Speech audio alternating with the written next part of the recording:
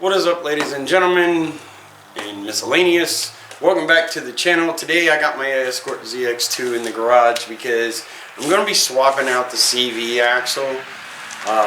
These things have, the ZX2 actually has an intermediate shaft between the transmission and the passenger CV axle. But mine is going bad, and I do remember stories of when the ZX2 forum was around. I do remember reading about being able to swap over to the sedan CV axle, which the sedan axle is actually the long shaft. I don't really know how much torque steer you actually can have, but that's why they put the intermediate shaft, so you had equally linked drive shafts so you wouldn't get a lot of torque steer.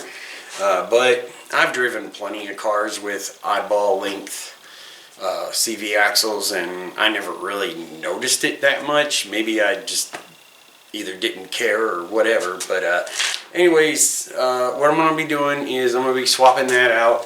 If you have a manual transmission, you need the one for the manual transmission because they are 26 spline inner and outer. And the automatic is actually 24 spline on the inside and then 26 on the outside. So anyways, I'm going to show you what we're working with here real quick. The CV axle that I'm going to be putting in. So I did get this from O'Reilly's. So anyways, it is for the sedan. So like I say, hopefully this will work. So I'm going to go ahead and do the swap. I already had to jack it up, take the wheel off, and pop the center cap out so I could loosen the CV axle nut. And so now I got the axle nut loosened, and now I need to take the jack it back up, put it on a stand, and yeah, get it pulled apart, and I'll show you what's going on here as I go along. Okay, so I got the intermediate shaft out. This doesn't seem like it's too terrible, but yet I'm not a 2,000 pound car, so me moving it isn't the same as a car with an engine and stuff. So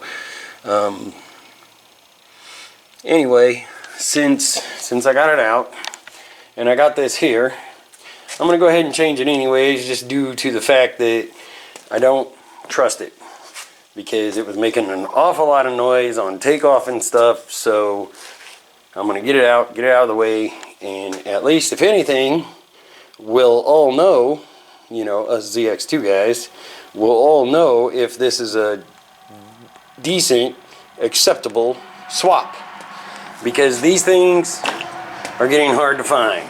Can't find none on eBay, none on Amazon, like none on Google, nowhere. So even if this is still good, or even if it's not any good, it may be able to be rebuilt. I don't know. That would mean it would need a new bearing and stuff in there. Like I say, it's kind of crunchy on takeoff, so I'm going to assume that it is bad. Like I say, I'm not a 2,000 pound car trying to, you know, turn this and stuff. So just because it seems okay in my hands doesn't mean that it's okay. So I'm going to go ahead and put this in. I went ahead, I checked the spline count, make sure it was right. It's 26. So I'm going to go ahead and I'm going to get this put in here. It does have a C-clip on it, so it is going to be kind of a pain to get started and stuff. So, but once you get it started, and you want to make sure that if you use this, you push it all the way in and make it clip in. So anyhow, we're going to get to that. Alright, so since I had this all apart and the control arm was looking pretty rough, I went ahead and I checked it out, and it seems to be fine, but it's pretty rusty looking. So I went ahead and I hit it real good with the wire brush, and I shot it with some 2-in-1 paint and primer, Rust-Oleum stuff. So it'll at least protect it for a while. I don't know if I'm going to swap them completely out. I'm not really sure what I'm going to do at this point with all that. Mostly the main thing is trying to keep the car on the road, and that was kind of the whole point in doing the CV axle swap. So anyways, I'm going to let that dry for a while. It dries pretty quick, so shouldn't take too shouldn't take too long, and then I'll get back to the install of the other CV axle. Alright, so we're going to go ahead and try to get this in here. With that C-clip, it may be a little rough, but I did put some schmutz on the end of it in order to try to help it slide a little better. So we're going to get right into that.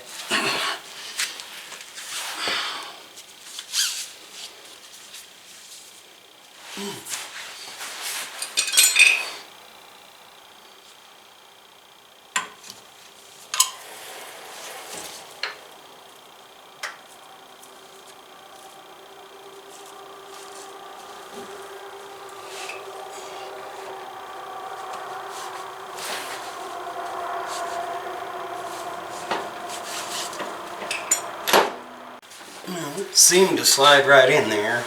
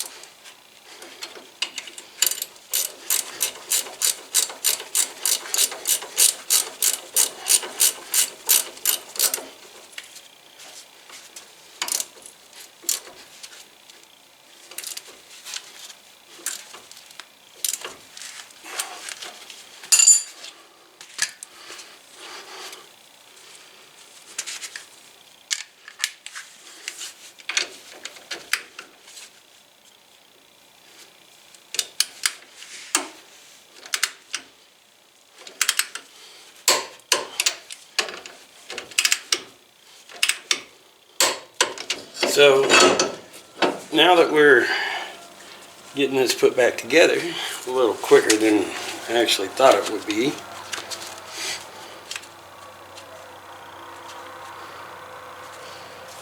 hopefully, well, I'm going to need brake components pretty soon.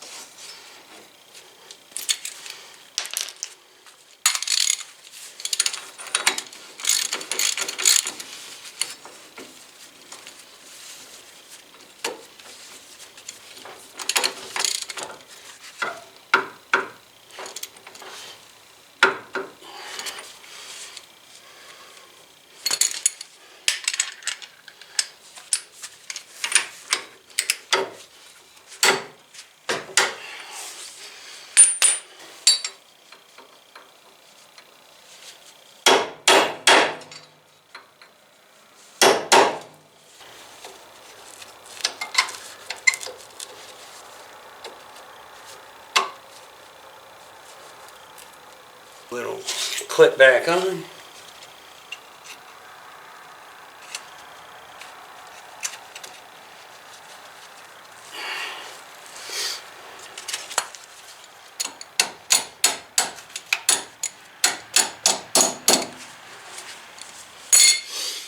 Okay, that's on, all back together. Let's see how she does when I get her put back together here.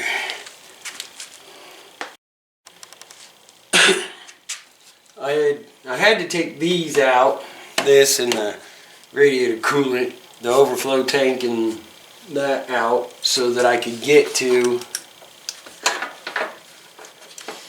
the carrier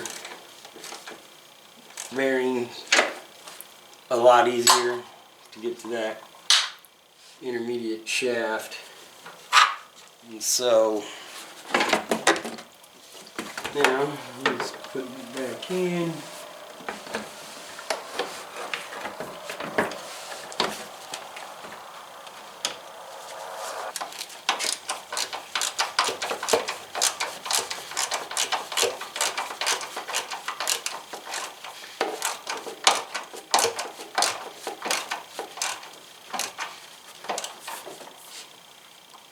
So now all it really is put the tire back on and put it on the ground and go for a little spin.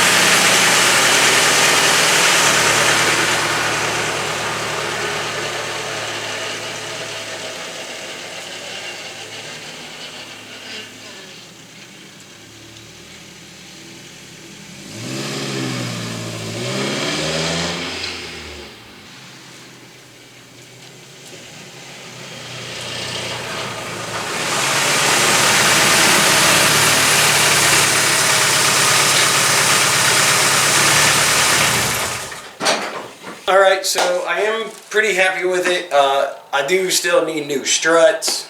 Obviously I'm going to need new brake calipers, rotors, stuff like that. But I don't know how deep I want to get into this, because I do kind of have plans to do not only some upgrades but some updates. That is this little video for my ZX2 project. And I still obviously got to do the rockers. I still got a bunch of stuff underneath that I need to do and stuff like that. So the engine swap isn't really super important right at the moment, because I'm going to end up having to get something else to drive and then tear this thing practically all the way apart so I can get to some of the stuff that I need to fix, and then kind of go from there. So alrighty, ladies and gentlemen, miscellaneous, thank you all for watching, and have a spectacular day or night, whichever one it is for you. Peace out.